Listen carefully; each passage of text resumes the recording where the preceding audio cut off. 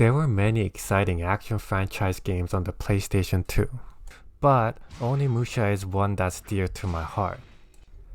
It's like Devil May Cry's less popular brother. And I mean, it was a very popular game. Believe it or not, this game was a next-gen game when it came out. Realistic graphics with character based off real actors, badass CG cutscenes, and epic music.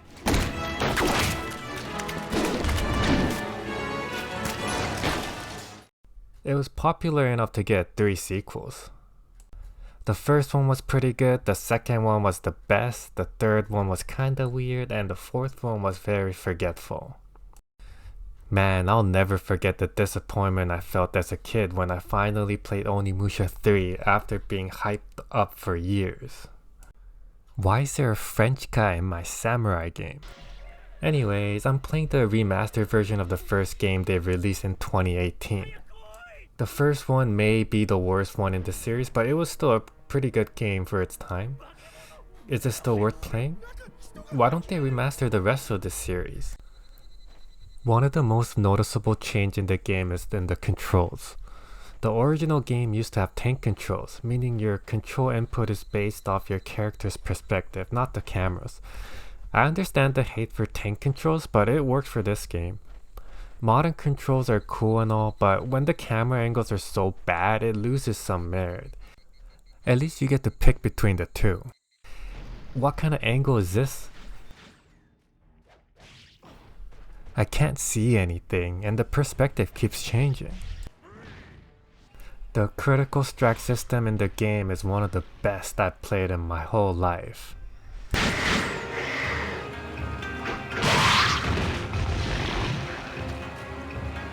You have to strike the enemy at the right time to trigger it. The timing of it, the way it feels on the controller, the way it's portrayed on the screen, it's just so goddamn satisfying. It's like a dopamine rush. It really gives you that anime samurai feels. And it's guaranteed to one-hit KO most things.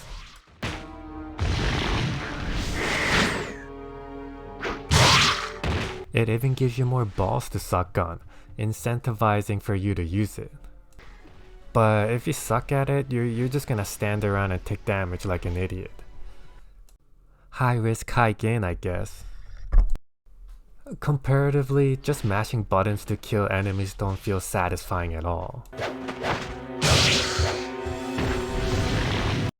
One criticism that the game had back when it came out was that it was just way too short, and that's still a fair criticism to make of the game.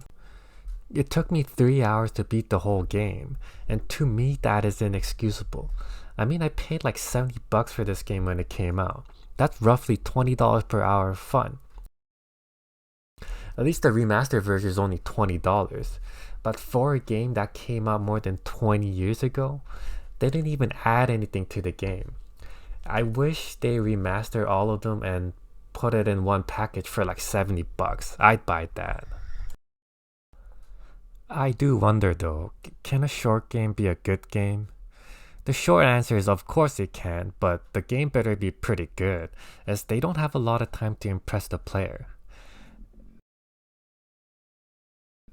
Onimusha is not one of those games. Personally, I think games like Eco on the PlayStation 2 is a short game that is still worth playing. Memorable puzzles and engaging story and gameplay makes me forget that it's a short game. I understand that some games have to be short. In fact, I would say most modern gamers complain that the games are too long. So many games these days are like a 100-hour investment. I never thought I'd complain about having too much content in games. Good short games provide some other values to the game to supplement the short gameplay time.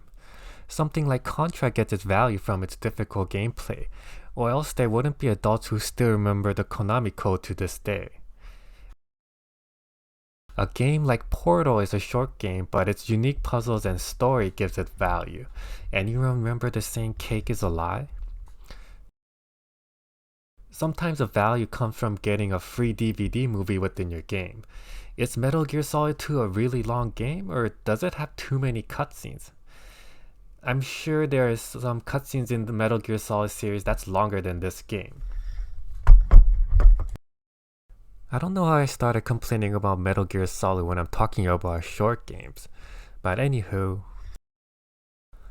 Unfortunately for me anyways, Onimusha does not have enough replay value or tell a good enough of a story to justify a purchase for such a short game. The story is mediocre, the puzzles are boring, and while the battles can be fun with criticals, suffers from camera angle issues that can't be fixed with a simple remaster. But please Capcom, I would still love an Onimusha 2 remaster please.